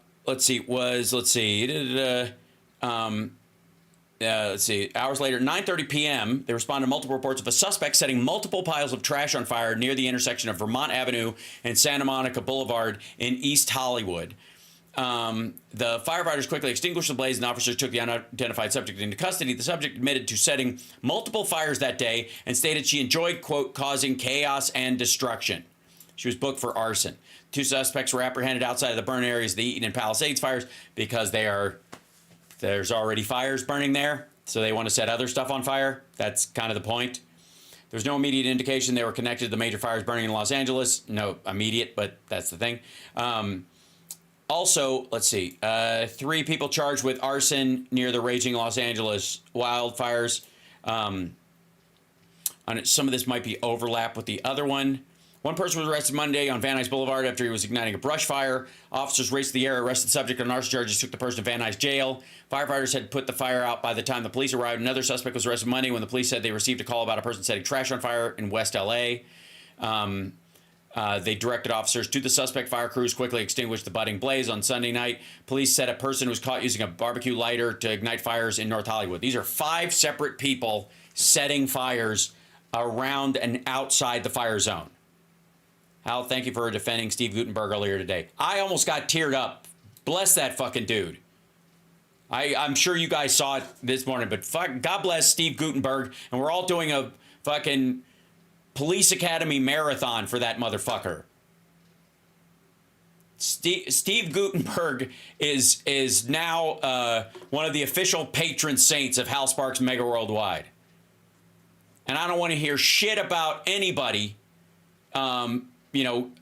like dumping on people just because they make light fare and entertainment. As someone from Dude Where's My Car, who's brought a lot of happiness to a lot of people talking about nearly nothing and making jokes, I know as much as anybody the value of that kind of art. And bless his heart for fucking bringing it. And all the motherfuckers who make fun of Steve Guttenberg for being and make Police Academy jokes and has-been jokes about the motherfucker, they can eat shit because I didn't see them out there moving fucking cars in the middle of a fire. Jesus. Saint Steve G. Exactly right, Susie. We need to make one of those like Halo shirts. I would put it on the side of a candle because that would be kind of, never mind. For those of you who don't know and weren't watching this morning, Steve Guttenberg was helping to move cars out of the way when they were trying to get people out of the Palisades when the fire was raging, and was helping the fire department. They were like busting windows on cars and rolling them out of the way and shit like that. And he went up to this guy who was doing the news and was like, hey, can you tell people if they're going to abandon their cars, leave the keys in the car so we can move it out of the way. And he went right back to it. What a great fucking dude. Salute. Yeah, he was making room for engines and ambulances. He was there amongst the fire, and it was fucking cooking around them.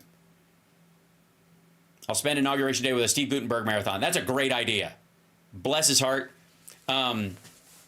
So at least 5 people total have been charged with arson since the wildfires broke out on January 7th in the Palisades. The LA County District Attorney's Office said Jose Gerardo Escobar, 39, was charged Friday after he was accused of lighting a large tree on fire in Pioneer Park in Azusa. Mr. Escobar, who was thought to be homeless, could spend up to 9 years in jail if convicted. California Park Authority said a woman who was charged with arson January 8th after she's accused of starting a brush fire near Leo Carrillo State Park in LA County. Gloria Lynn Mandich, 60, is being kept behind bars in Ventura County. Police said an illegal immigrant from Mexico was tackled and held to the ground by wary citizens last week when he was observed with a blowtorch near the Kenneth Fire, where the Kenneth Fire broke out. That dude was one of the guys from the show LA Fire, I think. Literally was one of the people that caught him. Like, he did this near that guy's house. And so when people are like, when David Spade's offering a $5,000 bounty for anybody arrested who's doing this, he's not fucking around. Like, yeah, I may have my problems with some of these folks, but they're not making this shit up. And I have said this umpteen times about whenever we have fires like this, you can still talk about the damage that can be caused and the exacerbation caused by climate change without ignoring the fact that there are a bunch of people setting these fires. Some of them are eco-terrorists who want to point out the fact that the brush is all dry by starting fires. That happened up in Portland. It happened up in Washington State. Well, I went over that back when we covered this before, and this happens all the fucking time. And they got to go to jail. Arson, to me, arson is attempted murder. Because anybody who can't get out of a house in the, with the speed that this fire is raging through areas is responsible for that death. What did Henry Winkler say that people are mad about? He said that there's arsonists out there. He was one of the first ones to come out about it. I'll see if I can find his quote. But he tweeted about it. Yeah. This is where everybody jumped. Hold on. Actor Henry Winkler suggests arson is behind California wildfires. He's right. It is. It's not the root of it. Would it be stopped because we're better with climate change and we do better forest management? Absolutely. But the root of it, he goes, there is an arsonist here in LA. May you be beaten until you're unrecognizable. The pain you have caused. The normally mild-mannered star posted on X where he has over 1 million followers. Winkler offered no proof to support his claim, but it came as people have been saying this, whatever. Like, he's not wrong. He's fucking right. Henry Winkler is a lovely human being, and he's enraged by shit when he sees it because he's a decent guy. And people were just, this was the other thing. Like, Henry Winkler faces backlash for bizarre LA fire theory. It's not, this is a day ago. It isn't bizarre. They've arrested 5 people. He didn't say that was what started it. But the continuation of it and the movement to other places is absolutely arson related, if not exacerbated by it. He was right. And so nobody fucks with Henry Winkler around here. He is the absolute patron saint of Hal Sparks Megaworldwide. I had the pleasure of meeting Henry Winkler years ago, doing Hollywood Squares when he was producing it. And let me tell you something. There are few people in this world that are kinder and sweeter to everyone around them. Staff, other celebrities, fans, fucking randos that he comes across than Henry Winkler, goddammit. He's a sweet fucking man. And he means it. Like, he reacted to this, and these fucking assholes, Henry Winkler, like, his wild Henry, like, bizarre LA fire theory.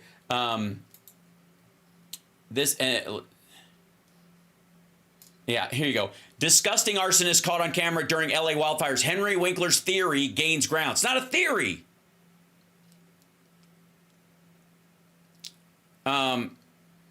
He said this, everybody jumped with it. Winkler's theory caused netizens to argue in the comment section, one supporting his idea and the other dismissing it as the ramblings of an old man. However, new video evidence shared earlier today could prove the actor was right. In the video, a number of people are seen throwing flammable items into a massive fire in Santa Monica, California. Passersby looking into disbelief. Let's see what this shit is. People are lighting fires in an otherwise non-burning urban areas of LA. Saw this happen firsthand at 302 Pico. These are people just throwing shit into this fiery area.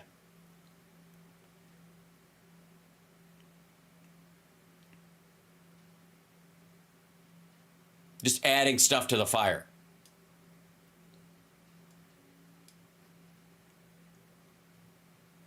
Called it in fire department. Police responded. Stay safe. Call in activity ASAP. We don't need more flames out there.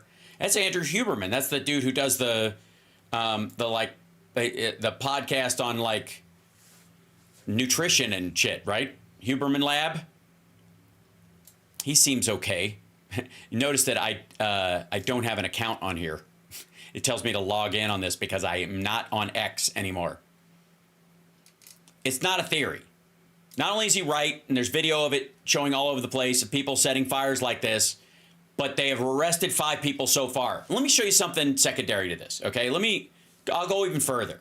This is an ongoing problem in every major city, but it's worse in cities that have dry brush issues or are just dry so far. Okay, here you go. LAPD provides update on potential arson causes of the Kenneth fire. This is, let's see, according to Post LA Department's X account Thursday, a call came out on the 21700 block of Ibarra Road, which a male was heard stating a suspect was attempting to light a fire. This came near the Kenneth fire, broke out in the Woodland Hills neighborhood in San Fernando Valley on Thursday. The suspect was taken into custody, was transported to Topanga Station. During a press conference, they said it was attempting to light fire in the community. After interviewing the subject and reviewing the evidence, Troy told reporters officers determined they did not have probable cause to arrest the man on charges related to any fires, which is great. Instead, officers arrested him on felony probation charge in LAPD because they couldn't prove that he lit the fires because he was just around the area and they didn't film because all the buildings around there were on fire and they couldn't get cameras. Police have not identified the person or said what probation violation was connected to. They later charged him. But let me show you this. This is give you a good example. This is in October. Okay, this is just in October. This is before these fires. A man suspected of starting a string of fires in downtown Los Angeles, including a blaze that required 170 firefighters to extinguish and caused $7 million in damage, was arrested on Friday. This guy, Victor Marias, is 31. He's being held like during this. Thank God he wasn't released. He's being held without bond until trial because they have evidence on him from multiples of these. We view the crime of arson as one of the most egregious offenses in Los Angeles. It's attempted murder. It's wanton endangerment and people are going to die. Biden's live farewell address to the nation. You know what? I'm going to let you guys go so you can watch that. We'll talk about this more. But this dude, where is it? A 31-year-old man arrested for a string of fires in downtown Los Angeles. This ain't new. So I would like to remind everybody that before we start jumping all in on stuff like that, I just want people to be aware that this shit happens, and arsonists themselves are responsible for murder. Arson is murder, period.